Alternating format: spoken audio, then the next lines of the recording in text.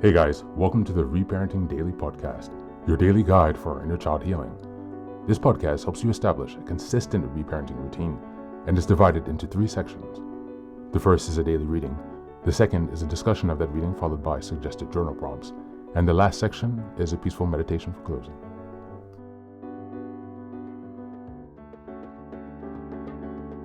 Good morning, good afternoon, and good evening from whenever and wherever you're joining us.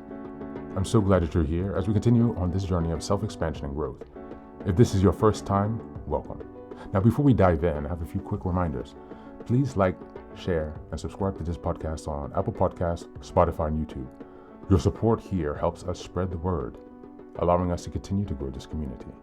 Next, I'd like to introduce our Patreon group, where we have 3 weekly meetings.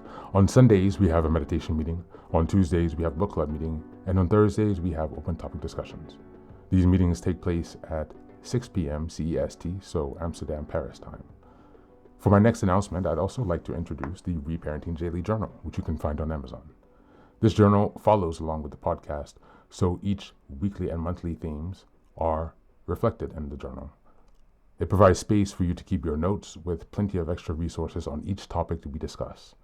It's an excellent tool, and if you purchase it, you can join our weekly meetings for free. Just send me an email and we'll get you linked in. For the last announcement, I'd like to introduce one of my most meaningful creative projects, a 3-volume series entitled Fairy Tales for Reparenting. Now, you might be wondering, why fairy tales? Aren't those just for kids? But through my personal healing journey and in studying the work of Carl Jung, Marie-Louise von Franz, and other spiritual and psychological traditions, I've come to see fairy tales as powerful symbolic maps for transformation. They carry deep, timeless wisdom, especially for those of us doing the hard work of reparenting ourselves. The series follows the structure of the hero's journey. Volume 1 explores the wounded child, stories of loss, betrayal, and innocence. Volume 3 is about the trials of endurance, cunning, and self-discovery. And Volume 3 is the return, stories of transformation, power, and wholeness. Each story is followed by journal prompts and space to reflect on how each story connects to your own inner healing journey. These are not just tales, they're tools. They're an invitation to connect with the part of you that still believes in magic and possibility and healing. You'll find both familiar classic and lesser-known stories from cultures around the world, offering you fresh insights and inspiration on your path. All 3 volumes are now available on Amazon. Your support means so much to me, not just for this project, but for the larger mission of helping myself and others reconnect inwardly. Reparenting is like nurturing a bonsai tree. It's not fast, it's not flashy, but with care, patience, and consistency, it will transform you. Thanks so much for being here and for supporting this work, and also for committing on your personal journey of self-expansion. Now, without further ado, let's dive into today's practice. Today's reading is from the ACA Daily Meditation. The reading is entitled Feelings. This is a reminder we're in August, and the theme is Healing the Inner Child. We're in week 2, which is August 8th until the 14th, and the theme for this week is Reparenting the Inner Child. Feelings. People want recovery, but they prefer to be pain-free. That is understandable, but unfortunately, identifying and feeling our feelings is part of healing. It's from the Big Red Book Introduction. Feelings, what are those? As children from dysfunctional homes, if we cried, many of us were told, stop crying or I'll give you something to cry about. If we openly showed our feelings, we risked being told we're stupid or that we'd never amount to anything. When our parents failed to show up at our special school events, we learned not to show hurt or disappointment. The more vulnerable we were, the more we were shamed. When we were verbally or physically abused, we pretended it didn't happen, but our hearts shut down. Many of us first come to ACA. We may have no idea how we're feeling. We've been shut down for so long that numb feels normal. Our tears are frozen. Opening up to our feelings seems threatening and scary. As we keep coming back, we learn to heal by developing trust in our fellow travelers. This feeling of trust can lead to the opening floodgates, an expression of emotion that eventually feels normal. As we release our old pain, we make room for discovering how to play and have fun again. We open our hearts and feel joy in our lives. On this day, I welcome all of my feelings, especially those that are unfamiliar and uncomfortable.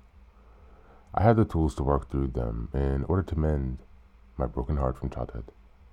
Thank you, and that's your reading for today.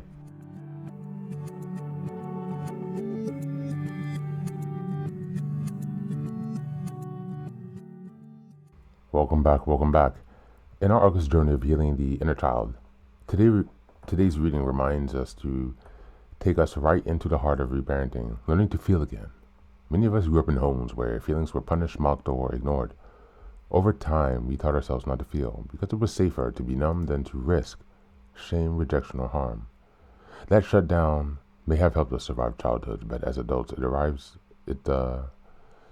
us of the richness of connection we hope for. Healing requires us to do the very things we were once taught that were dangerous, to acknowledge, express, and hold space for our emotions. This is where week two's focus on reparenting a child comes alive. Reparenting means becoming the safe, supportive presence we never had, especially when feelings arise. It's telling ourselves, it's okay to cry now, it's okay to feel hurt, I'm here with you. When we welcome our feelings without judgment, we not only heal the wounds, but create room for joy, curiosity, and playfulness to return. Feelings no longer feel like a threat. It becomes a bridge to welcome us back to our wholeness. As we go into the journal prompts today, number 1, when you were growing up, how were feelings treated in your family? Which emotions were safe and which were not? Number 2, what is one emotion you tend to avoid now? Why do you think it feels unsafe or uncomfortable? And number 3, write a short dialogue with your inner child, telling them it's okay to feel what they feel. What words of safety and permission would you give them? That's it for today. As always, thanks for being here. Take care of yourself, and please do be well.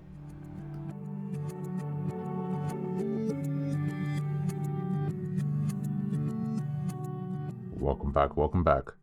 Now, this is the third and final section of the daily podcast.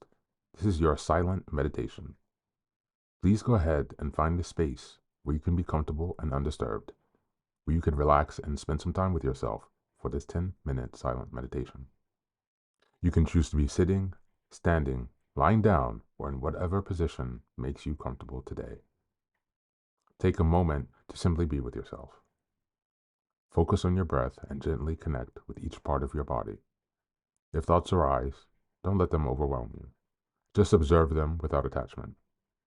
Imagine them as leaves drifting down atop a river, passing by without needing your engagement.